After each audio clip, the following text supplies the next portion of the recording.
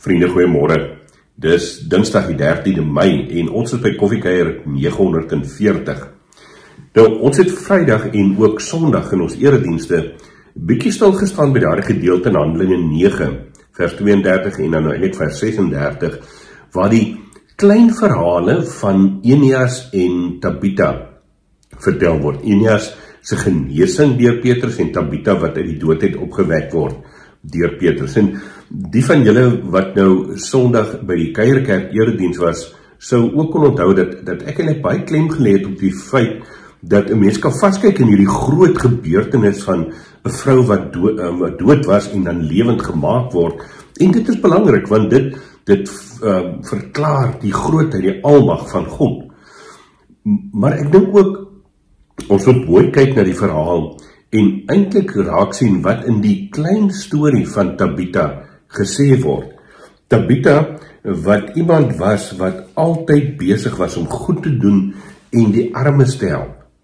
En ek het nogal vanmôre daaroor nagedink en ek wil eintlik vir jou uitnooi om 'n bietjie te fokus op die, kom ons sê maar, klein mense, klein verhale in jou lewe waar mense besig is om deur die doodgewone dinge te doen, eintlik goed te doen en kan ons amper sê buitengewone dinge te doen. Dink so vir 'n oomblik bietjie wie daardie mense is wat net deur hulle mens wees, deur hulle vriendelikheid, deur hulle daar wees, deur hulle omgee, op eenvoudige maniere die lewe vir jou beter maak. En vriende, ek het nou nogal gedink in my eie lewe daaroor, en ek wil vanmôre met jou dalk so een of twee voorbeelde van so iemand deel. Die een persoon in my lewe, of persone, egpaar in my en Jean-Marie se lewe, onder andere, wat 'n groot rol speel in ons lewens, is Hein en Louise Schultz. Nou, die van julle wat uit Pretoria uitkom, sal mos nou vir Hein en Louise baie goed ken. Maar iets van Hein se passie vir mense se omgee, ervaar ons op 'n baie persoonlike manier, baie keer net as 'n stukkie blessing uit die Here se hand uit. Hoekom sê ek dit vir jou so? En ek sê dit nie om vir Hein heuning om die mond te smeer nie, ek sê dit doodeenvoudig van die manier waarop gelowiges ook gehoorsaam is aan die stem van die Heilige Gees in hulle lewe. Toe ons so hier in einde April met ons huweliksherdenking in Stellenbosch was, kry ek op WhatsApp van Hein af om te sê baie geluk met Jean-Marie se verjaarsdag en met haar huweliksherdenking, en ons het vir julle plek by Asara bespreek, dis op ons rekening vir julle huweliksherdenkingsaand. Heerlike aand wat ek en Jean-Marie en Marie-Louise daar gekuier het, geëet het en Hein het ons bederf daarmee. En uit die gesprek het waar ons nog sê dankie, sê Hein, and by the way, ons is die 16de Mei in die Kaap vir 'n uitvoering van die Stellenbosch City Orchestra, as ek reg onthou, en julle moet saam met ons kom. Net 'n omgee, net 'n bederf van iemand wat sê, ek doen graag goed aan ander. 'n tweede persoon, vriende, waaroor ek vanmôre met julle as Koffiekuiergroep spesifiek wil praat, is Kobus Conradie. Julle sal weet, toe ons Kleinmond toe getrek het ons nou hier die 3 eredienspunte op 'n Sondag, en net ons Kleinmond Kerk se erediens word gelivestream, so ek het altyd, as ek nou by die Kuierkerk of op Hangklip is, dan moet ek nou, wat se erediens 9:00 begin, dan moet ek so half tussen die diens gou nog 'n plan maak om die skakel van die erediens wat in Kleinmond Kerk is, op ons Koffiekuier WhatsApp groepe geplaas te kry. En op 'n dag sê Kobus vir my, sit my op as 'n administrator op die groep, ek sal dit vir jou doen.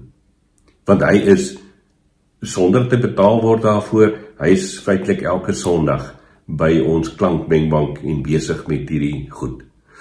En toe ons Sondag na kerk ry, sê ek vir Jean-Marie op 'n stadium, wat 'n wonderlike voorbeeld van iemand wat, kom ons sê, 'n klein verhaaltjie het, 'n klein deeltjie het van die koninkrykswerk, maar dit met soveel passie en oorgawe en sonder om ooit daaroor te kla, sommer net te doen. Selfs die naweke wat Kobus nie in die dorp is nie. Hy is 'n kolonel by die vloot, en baie keer is hy weg.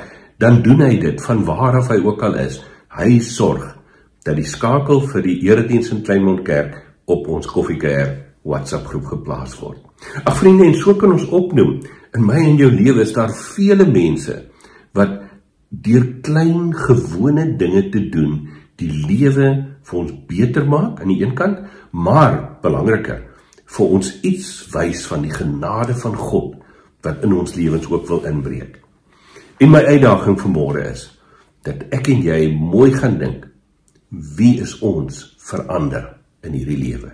Hoe kan ek en jy in ander mense se lewens ook klein verhale dalk wees van mense, gewone mense, wat op 'n manier eintlik getuig van die buitengewone God, die enigste God wat ons aanbid en dien, en daarom is ons so betrokke by ander mense.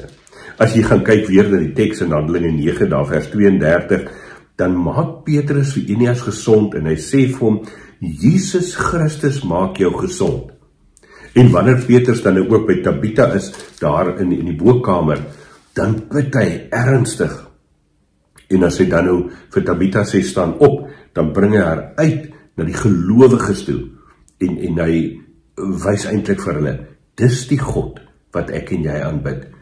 Mag ek en jy vandag ook deur die klein gewone dingetjies wat ons doen, vir mense wys wie die God is wat ons aanbid. Kom ons bid saam.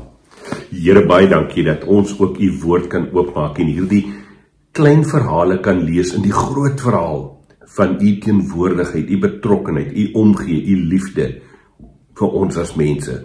Vader, ons is so geseënd met u teenwoordigheid in ons lewens en daarom bid ons dat u ook deur die Gees vir ons sal help om inderdaad altyd in ons gewone lewe te soek na die maniere waarop ons ook buitengewone dinge kan doen deur eenvoudig net u liefde uit te leef. Begelei vir ons daarin, Here Jesus, en doen dit ter wille van u koninkryk en die opbou van u naam. Ons bid dit in u naam. Amen. Vriende, geniet jou Dinsdag. Wat jy ook al doen, doen dit omdat jy weet jy behoort aan die lewende God. Groot of klein, maak nie saak nie. God gebruik gewone mense om buitengewone dinge te doen. Geniet jou koffie, ons gesels Vrydag weer. Mooi loop.